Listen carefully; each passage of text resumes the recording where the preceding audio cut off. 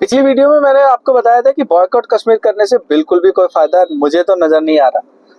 और मैं बताऊं इसका इलाज क्या है। इसका इलाज चल रहा है, धीरे धीरे इसका इलाज चल रहा है। क्या क्या इलाज है मैं बताता हूं आपको।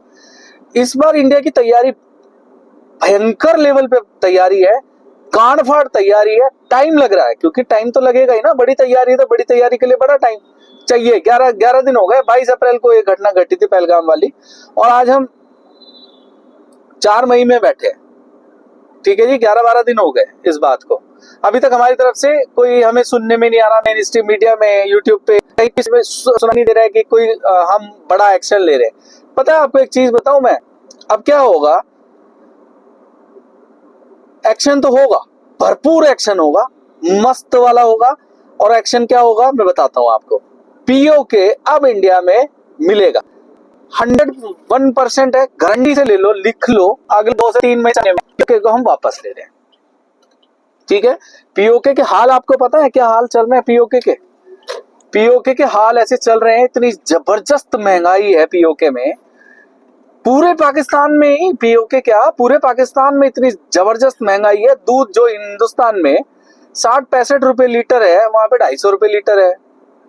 टमाटर 70 रुपए किलो है, 250 रुपए किलो पाकिस्तान में है।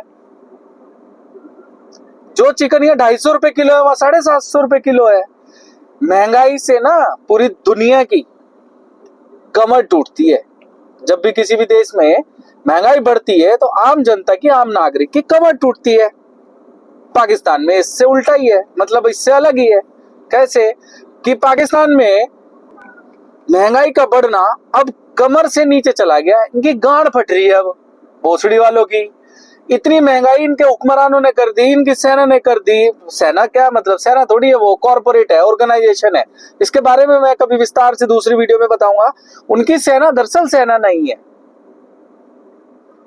एक कॉर्पोरेट ऑर्गेनाइजेशन है जिसका सीईओ होता है उनका आईएसआई चीफ, जो आजकल है ये भोसड़ी का, ये क्या बोलते हैं इसको, सुअर का बच्चा, मुनीर, आसिम मुनीर, जो सीईओ है ना। तो ये आईएसआई एक कॉर्पोरेट ऑर्गेनाइजेशन है जिसका सीईओ है आसिम मुनीर। और इसने जो है ना, इसने, इन लोगों ने, सबने, नेताओं ने और आर्मी ने मिलकर इतनी भयंकर महंगाई कर रखी है, हमारे लोगों के पास खाने के लिए कुछ नहीं है। तो अब क्या होगा, जब हम पीओके ले लेंगे, वो पीओके हमारे पास आ जाएगा। हमारा जो कश्मीर है वो वेल डेवलप्ड है। धारा 370 हटने के बाद से वहां पे डेवलपमेंट बहुत भयंकर तरीके से चल रहा है।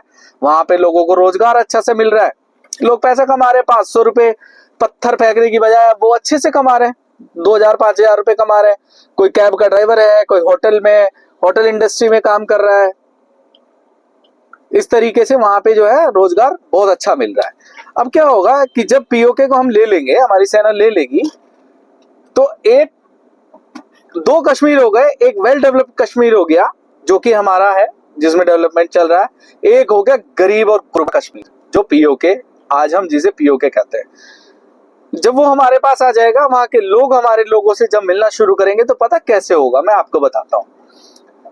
जब एक परिवार की 2 बेटियों की शादी हो जाती है ना, शादी हो जाती है, तो जो छोटी वाली की शादी मान लो तुमने कर दी किसी गरीब से परिवार में, तो वो आके बड़ी वाली के पास जब कभी अपने पीहर आएगी और बड़ी वाली से आके बात करेगी, तो वो रोएगी। कैसे रोएगी, क्या बात होगी। अब आप इस चीज को ना वहां पे, इस चीज को उधर, मतलब उस कंटेक्स्ट को आप जोड़ के देखना कैसे करती है।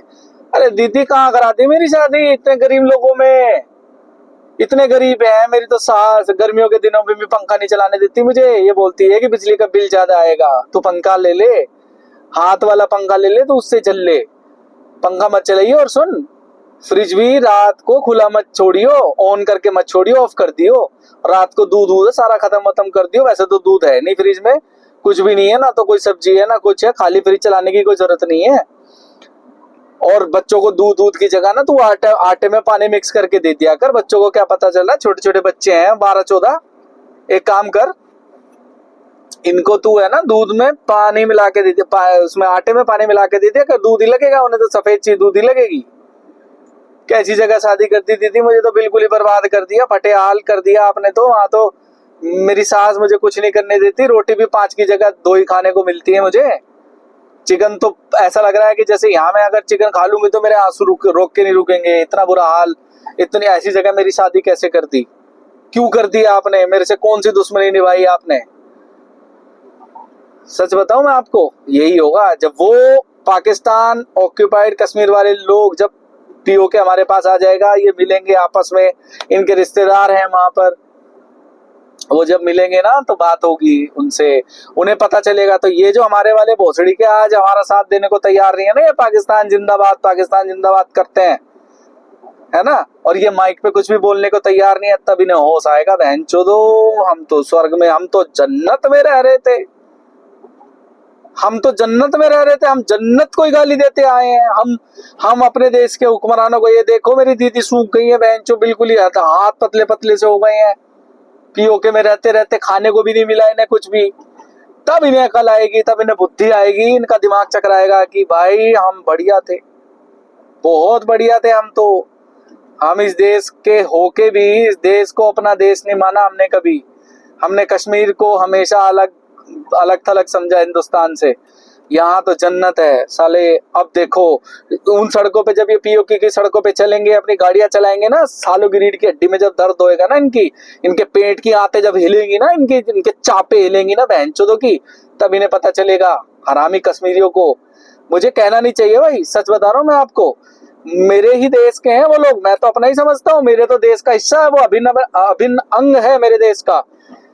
मैं उन्हें गाली नहीं देना चाहता, लेकिन पहलगाम हमले के बाद जिस तरीके से इनका रिएक्शन है ना, ये डर रहे हैं, या पता नहीं ये पाकिस्तान प्रेम में कुछ बोलने को तैयार नहीं है। खुंदकारी है भाई, आग लग रही है पूरी तरीके से। ये मंजर भगवान ना करे किसी को देखना पड़े, उनके परिवार की आज क्या हालत है 26 लोगों की जो पहलगाम में मारे गए हैं, जिनको दर्दनाक तरीके से मारा गया, जिनकी हत्या की गई है। भाई मुझे आग लग रही है बहुत ज्यादा। कश्मीरी है पर वो अभी मेरे भाई नहीं बने हैं, मेरे दूर के रिश्तेदार है, मैं आपको सच सच बताऊं, है मेरे देश का हिस्सा, इसमें कोई दो राय नहीं है, पर अभी मेरे दूर के रिश्तेदार हैं। मेरे वो भाई कब बनेंगे ये उनके ऊपर डिपेंड करता है कि वो मेरे से या हमारे से, बाकी हिंदुस्तानियों से उनके कंधे से कंधा मिलाकर वो कब चलेंगे, ये उनके ऊपर डिपेंड करता है। और मुझे पता है वो टाइम बहुत जल्दी आने वाला है, जब पीओके हमारे पास आ जाएगा, वहां के लोग जब रोना पीटना चालू करेंगे, जब उनकी आंखें खुली रह जाएंगी ना, अपने इलाके का, जो हमारे इलाके का डेवलपमेंट देख के, रोजगार देख के, लोगों की रहन सहन देख के, कि कितनी जल्दी कितनी तेजी से यहाँ पे जो है बदलाव हुआ है, ऐसा तो पिछले 70 साल से बहनचो पीओके में हुआ ही नहीं। इनकी गांड भी फटेगी, इनकी आंखें भी फटेंगी, इन्हें तब समझ में आएगा सालों को कि यार हम तो जन्नत में रह रहे हैं, खामखाई बहनचोद हम इंडिया के खिलाफ बोलते रहे, पत्थर फेंकते रहे इंडिया की आर्मी पे, इंडिया की सेना पे, इन्हें तब पता चलेगा, है ना। इंतजार करो उस वक्त का, और वो वक्त अब बहुत ज्यादा दूर नहीं है, महीने 2 महीने 3 महीने, इस बार पीओके आके रहेगा, ये 100% श्योर है। आप चिंता मत करो, बस धैर्य रखो, और तब तक अपने आप को संभाल के रखो। ये शुभ दिन देखने के लिए हम सबको ठीक ठाक हैप्पी और हेल्दी रहना बहुत ज्यादा जरूरी है। मिलते हैं फिर नेक्स्ट वीडियो में, तब तक के लिए जय हिंद।